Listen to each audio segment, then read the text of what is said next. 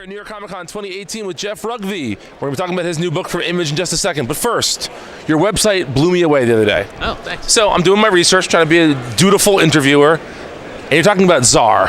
Yes. No one knows about Tsar, but I love Tsar. Tsar opened when I was in college for Eve 6. Remember Eve 6? I saw that tour. And I was like the only guy in the audience going apeshit for Tsar because I thought they were great. So that's so cool. It's so cool. And I got to tell you, to me, like Tsar's the big star of this century. You know, like they're the so deserving and completely undiscovered band. And I'm thrilled to be working with Jeff Whalen, who was the front manager of Tsar. That record's amazing. And he is like the nicest guy on earth. So it's just like so much fun to do that. And I'm glad you're a Tsar fan because that means you're a good human being.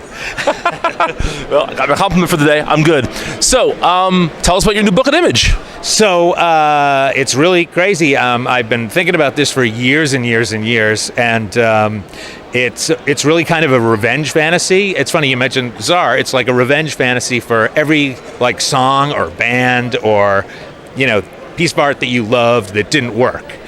And it didn't become a success. It deserved to be, but it didn't. And in the music business, which I was in for years and still am, but there's a lot of luck involved, and certain things have to happen, and there's all these different departments. So there's like zero accountability, really. It's like you could sign a great band, and the press department could blow it, or the radio department could blow it, or it could just be the wrong time, or whatever.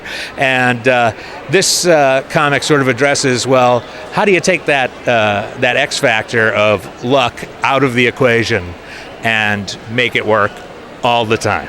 Okay. That's a fun concept. Yeah, there's a lot to do with it, and there's a whole, I've been in the music business since, it's embarrassing to say, but like since the late 70s, when I started working at the counter at a record store. And there's so many amazing stories to be told in this world in this period that we're covering, and the book starts in 1987.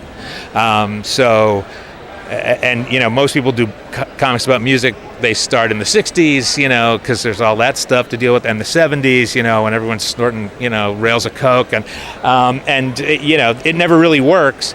And the 80s is pretty interesting because that's when the record companies started to get bought by multinational companies.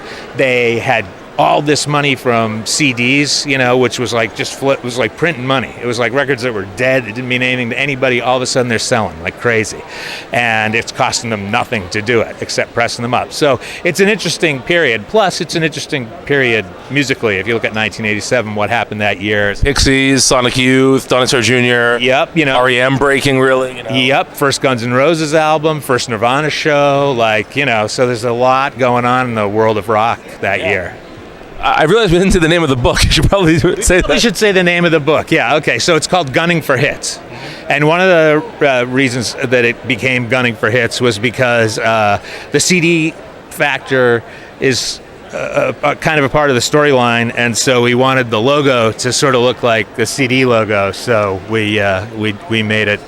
It's a complete rip-up. Absolutely, that's for you. Oh, thank you. Yeah, so this is very cool. This is a trailer, sort of, in the CD booklet of a preview of the series. It's not like an ash can where you get all of issue 1. It's sort of a trailer for the initial storyline, and we thought it'd be cool to make some in a little CD package. Absolutely. And illustrated by Moritat. Moritat, yeah, who's incredible. Eric Stevenson from Image put me in touch with him, and it's really worked out great, and we're having a blast doing it. And he's a fun guy, too. He's a totally fun guy, and he's into music, and he loves this whole period and what we're doing here. And, I'm so excited to be working with him because I've been a big fan for years. So that's awesome. Yeah, that's great. You said you worked at record stores growing up, and I think there's sort of similar culture in record shops and comic shops. It's all about trusting your clerk and knowing what to turn people on to. So if you were to turn people onto this comic, what other comics do you think maybe they would dig that would be a good recommendation for this? Okay, so to me, like Love and Rockets, there's some of that in there. There's some Parker in there. There's some of the, crime stuff that Ed Brubaker's done, things like that. it is kind of a crime comic. It's a dark, but there's funny stuff in it. So there's some Tarantino stuff in there, and there's some I'm having a brain freeze. On some of my favorite movie writers too. Yeah. At least some Aaron Sorkin in there, stuff like that. Yeah. So that's what we're shooting for. What would you recommend people listen to as they're reading this comic? Well, if you're a Spotify user, there is a Gunning for Hits comic soundtrack playlist that's up right now, and I do suggest that if you utilize that feature to enhance your life in so many ways, that you don't do shuffle play, that you play it from the first song and let it go to the end. A purist. I dig that. Yeah, man. There's sequencing. It matters. It does, and it sort of speaks to this thing where I love that the whole world can put everything they want out into the world and consume it however they want to consume it. But when I used to make mixtapes for friends or CDs or whatever for friends, the order meant something, and so that's the same way with the playlist. But all the music on it's great. So Absolutely.